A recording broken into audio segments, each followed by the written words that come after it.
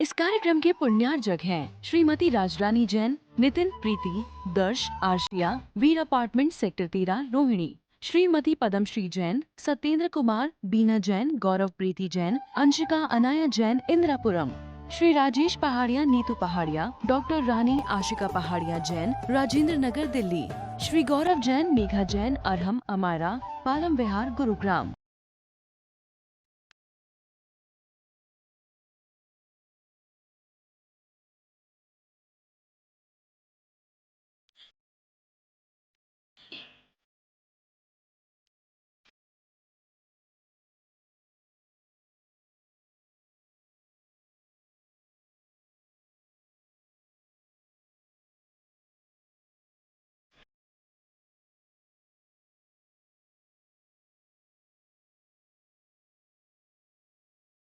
ज्ञान से प्रकटा समझ और समझ से प्रकटा ज्ञान में बहुत ज़्यादा अंतर होता है। हे गुरुवर, हमें सम्यक ज्ञान दे और हमारे जीवन को बेहतर बनाए। हम जो बीइंग बेटर की ओर आगे बढ़ते रहे, इसलिए हमें अपनी सम्यक समझ प्रदान करे और हमें सम्यक मार्ग में आगे बढ़ाए। हे गुरुवर, हमें सम्यक मार्ग की ओर आगे बढ़ाए। नमोस्तु भगवान, नमोस्तु भगवान, नमोस्तु भगवान। महानुभाव, जीवन में यदि इंसान के पास दो चीजें हैं तो उसे जीवन में और बहुत सारी चीजों की आवश्यकता नहीं। यदि यह दो चीज इंसान के अंदर हैं तो इंसान को अन्यत्र कोई भी वस्तु खोजने की आवश्यकता नहीं। ये दो चीजें जिस इंसान के साथ में पास में हैं तो इस इंसान को अच्छाई के रास्ते पर जाने से कोई रोक नहीं सकता। पहला है सद्गुण और दूसरा है ईमानदारी। जिस इंसान के पास सद्गुण है उसको कभी जीवन में कोई तकलीफ नहीं आ सकती। सद्गुणी व्यक्ति दुर्जनों के साथ में भी रहेगा तो भी उनके अंदर अच्छे गुण को भर देगा। जिसके पास में सद्गुण है, सतगुण है, सत में कोई ज्यादा अंतर नहीं है। सत से संत बनने में खाली बिंदी का अंदर होता है। और यदि संतों की संगति में हैं लेकिन तो भी सद्गुण नहीं है तो जीवन इससे बेकार कोई हो नहीं सकता। परमात्मा की शरण में आप हो, पुण्यशाली हो कि प्रातःकाल उठ के आपको भगवान को छूने का अवसर मिल रहा है। अन्यत्र संप्रदाय में भगवान का अभिषेक लोग नहीं करते, पुजारी करता है।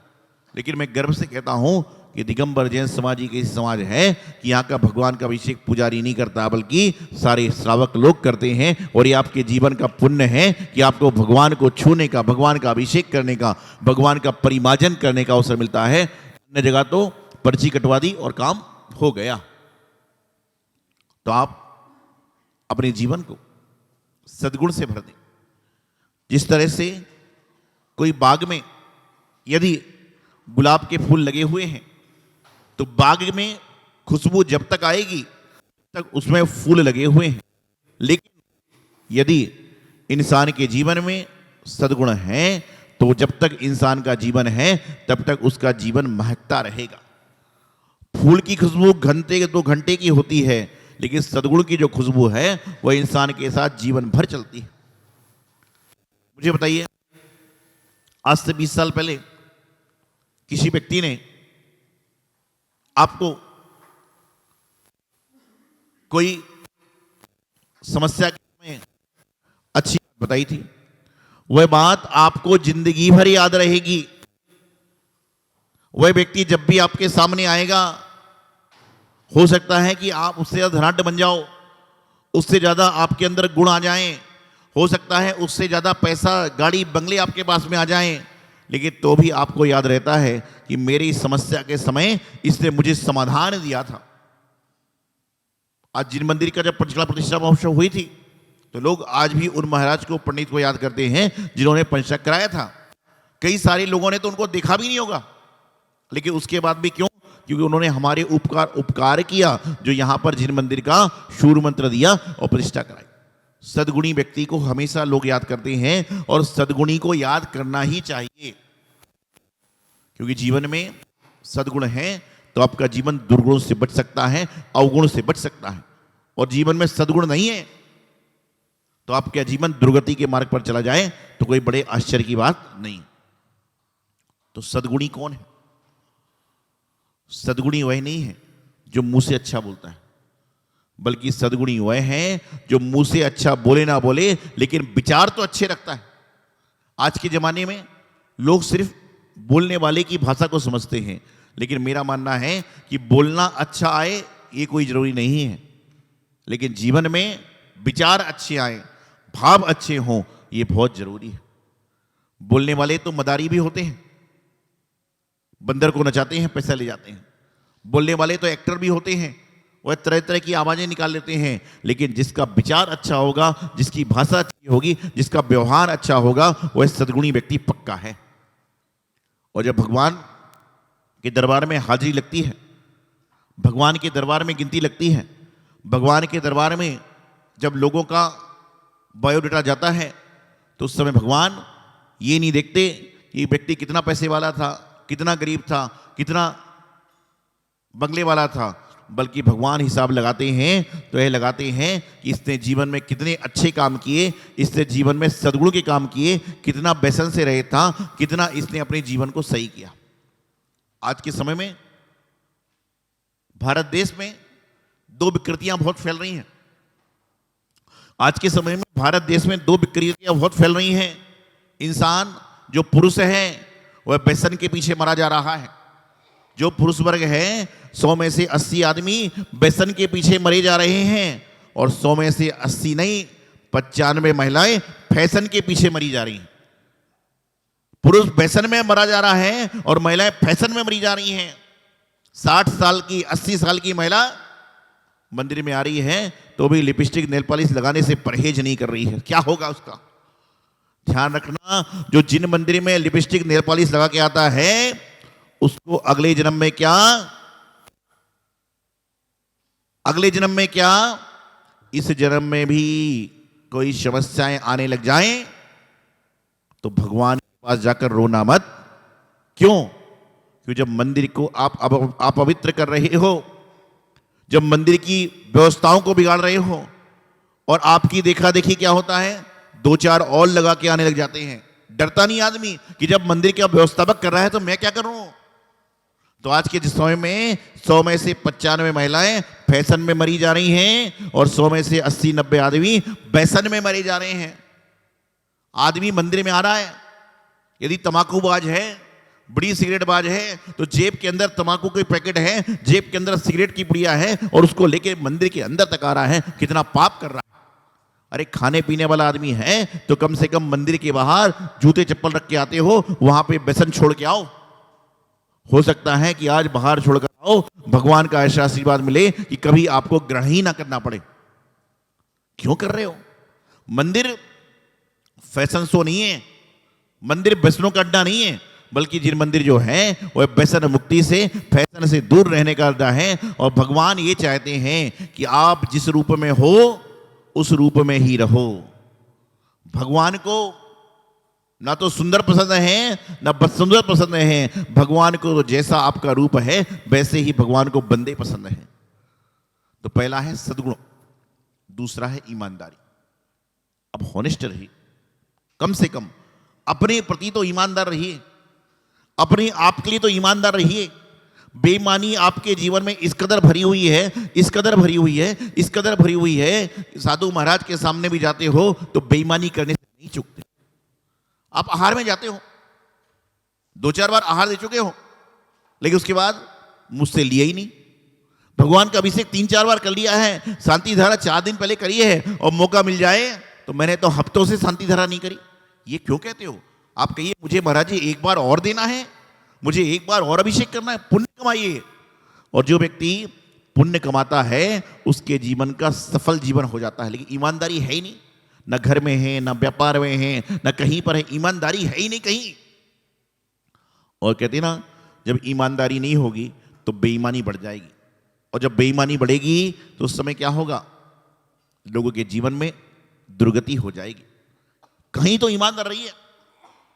सबसे ज्यादा ईमानदार आदमी कहां पर होता है बताइए मुझे? संसार में सबसे ज्यादा ईमानदार आदमी कहां पर होता है? किस जगह पर जाकर ईमानदार होता है बताओ? भगवान के समय तो फर्जी चीजें हैं, ये तो आप भी जानते हो, मैं भी जानता हूं कि 100% ईमानदार तो यहां है ही नहीं आदमी। ईमानदार कैसे नहीं है? महाराज जी का बिहार हो रहा है, प्रधान जी पवन जी फोन लगा रहे हैं कि महाराज जी के बिहार में चलना है, बोले मैं नहीं आ सकता, दुकान में भीड़ बहुत है। बेईमानी कहां से शुरू हुई बता रहा हूं मैं आपको। बिहार हो रहा है महाराज जी का, उन्होंने कहा बिहार में चलना है, बोले नहीं आ सकता, दुकान में भीड़ बहुत है। 3 दिन बाद तो फोन लगा कहते हैं कोई विधान हो रहा है, कोई मंदिर का जीर्णोद्धार हो रहा है, आपकी तरह से क्या दान लिख लें? अरे बोले दान मत लिखना, ग्राहक तो दुकान पे आते ही नहीं है। 2 दिन पहले बिहार का समय था तो दुकान में भीड़ बहुत थी, और जब मंदिर में कुछ देने की बात आई तो ग्राहक से दुकान खाली है। तो ईमानदार कहां पर हो? बेईमानी इस कदर बढ़ चुकी है। लेकिन आदमी कई जगह पर 100% ईमानदार हो जाता है। वह 2-3 जगहें हैं। पहला है जब उसको किसी एयरपोर्ट से, किसी ट्रेन से, किसी बस से घर पे जाना होता है तो वह क्या कहता है, कहां पर जाना है? अपने घर का सही पता बताना पड़ेगा। जब बैंक से पैसे निकालने जाना है तो अपने सिग्नेचर सही करना पड़ेंगे। उस जगह तो आदमी को ईमानदार होना ही पड़ता है, वहां बेईमानी नहीं चल सकती। यदि सिग्नेचर में थोड़ी मात्रा, थोड़ा पेन का कलर बदल गया तो पैसा नहीं निकल सकता, और पता गलत बता दिया तो। और एक जगह और आदमी ईमानदार होता है, कहां पर? जब उसको बाजार से खाना मंगाना पड़ता है, भोजन मंगाना पड़ता है, जोमेटो टोमेटो किस चीज में, तो एड्रेस डालना पड़ता है, तो अपने घर का एड्रेस ही डालना पड़ता है, जब जाकर पार्सल उसके हाथ में आता है। ईमानदार आदमी हर जगह सफलता को प्राप्त करता है। एक ग्राम में एक गरीब आदमी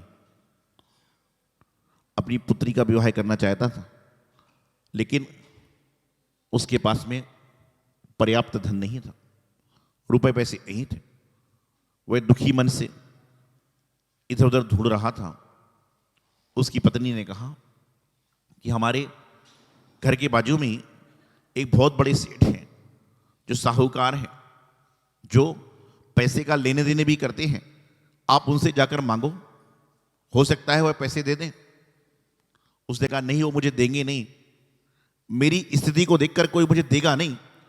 लेकिन तो भी चला गया, सेठ से कहा सेठ जी मेरी कन्या विवाह के योग्य हो गई है, मेरे पास पैसे नहीं है, मैं शादी करना चाहता हूं, उसका विवाह करना चाहता हूं, उसके हाथ पीले करना चाहता हूं। सेठ ने कहा मैं तुम्हें पैसे नहीं दे सकता। उसे बार बार अनुनय भी नहीं किया, लेकिन सेठ ने कहा मैं तुम्हें पैसे नहीं दे सकता, और सेठ ने उसको चलता कर दिया। वह घर आया। घर आने के बाद उसे अपनी पत्नी से दास्तान सुनाई कि प्रिय मुझे उससे मना कर दिया, पता नहीं क्या होगा। इतने में उसी दिन सेठ के घर में एक चोर आया। उसी दिन सेठ के घर में एक चोर आया, और जब सेठ के घर में चोर घुसा उस समय दोनों पति पत्नी बात कर रहे थे। तो सेठ चोर को लगा ये दोनों जाग रहे हैं, तो वह वहां पर चोर दुबक गया और बातों को सुनने लगा। सेठानी सेठ से कह रही थी कि देखो बेचारा गरीब है लेकिन ईमानदार है, आपको उसको पैसे देना चाहिए था। सेठ ने कहा क्या बताऊं, मैं इसको पैसे तो दे दूं लेकिन लौट कर ना देगा तो क्या होगा। ऐसी वार्तालाप चल रही थी। सेठानी ने कहा कोई बात नहीं, कल दे दो आप। तो सेठ ने कहा मेरी इज्जत है, मेरा मान है, मेरा सम्मान है, मैं जिस काम को मना कर चुका हूं, मेरी नाक का सवाल है, मैं दूंगा नहीं। ये बात चोर सुन रहा था, और इतने में सेठ सेठानी की नींद लग गई। इतने में चोर ने गठरी उठाई, पैसे को भरा और लेकर बाहर जाने लगा। इतने में चोर को याद आया कि आज मेरी पत्नी ने कहा था कि चोरी में पैसे लाए ना लाए लेकिन बर्तन जरूर लेकर आना, घर में खाना बनाने के लिए, खाना पकाने के बर्तन नहीं है। अब उसने कहा कि यदि सेठ के घर में वापस घुसता हूं, पकड़ गया तो दिक्कत हो जाएगी। वह उसी बाजू वाले गरीब के घर घुस गया और गरीब के घर में घुसा तो वहां पर भी वार्तालाप चल रहा था। जिसकी लड़की सयानी हो गई हो, जिसकी लड़की विवाह के योग्य हो गई हो और विवाह नहीं हो रहा हो, उस माता पिता को नींद कैसे आएगी? तो सेठ के मना करने पर वो एक गरीब निर्धन व्यक्ति दुखी हो रहा था। वह कह रहा था कि बेटी की शादी करना जरूरी है। यदि 17 साल तक बेटी की शादी नहीं करी तो ज्योतिष ने बताया था कि 17 साल में प्रवेश करने के बाद यदि इसकी लगन नहीं हुई तो ये मृत्यु को प्राप्त हो जाएगी। और अब 17 साल होने को मात्र 4 महीने बचे हुए हैं। और सेठा अब चोर की वो जो गरीब की पत्नी कहने लगी कि वह बात सत्य होती है, हमारा एक पुत्र था, एक पुत्री थी। कुछ दिनों पहले ज्योतिष ने कहा था कि तुम्हारे बेटे को सांप काटने से मृत्यु होगी, तो सांप के काटने से बेटी की मृत्यु हुई थी, तो पता नहीं क्या होगा।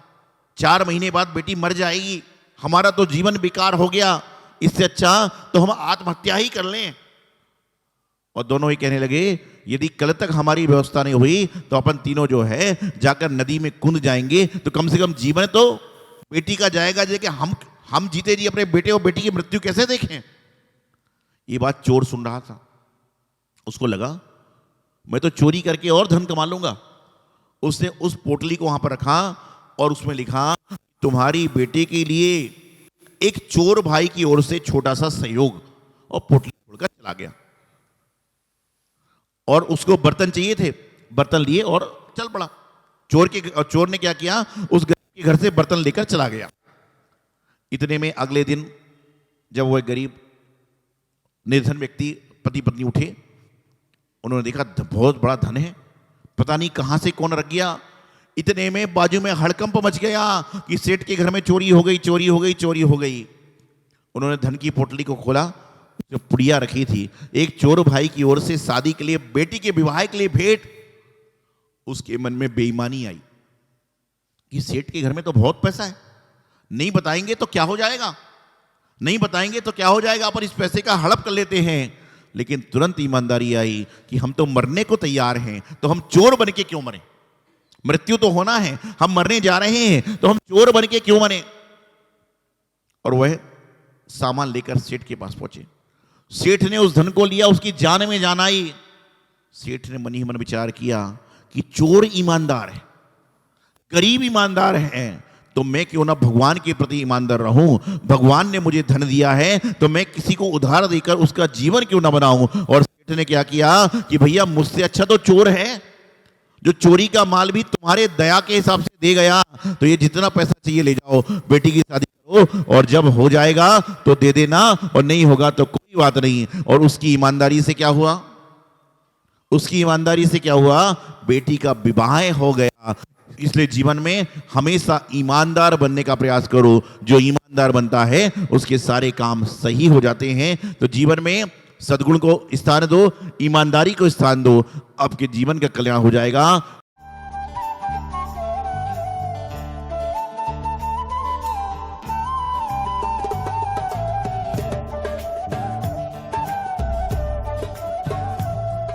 इस कार्यक्रम के पुण्यार्जक हैं श्रीमती राजरानी जैन, नितिन प्रीति, दर्श, आर्शिया, वीर अपार्टमेंट सेक्टर 13 रोहिणी, श्रीमती पद्मश्री जैन, सत्येंद्र कुमार, बीना जैन, गौरव प्रीति जैन, अंशिका अनाया जैन, इंद्रापुरम, श्री राजेश पहाड़िया, नीतू पहाड़िया, डॉक्टर रानी आशिका पहाड़िया जैन, राजेंद्र नगर दिल्ली, श्री गौरव जैन, मेघा जैन, अरहम, अमारा, पालम विहार, गुरुग्राम।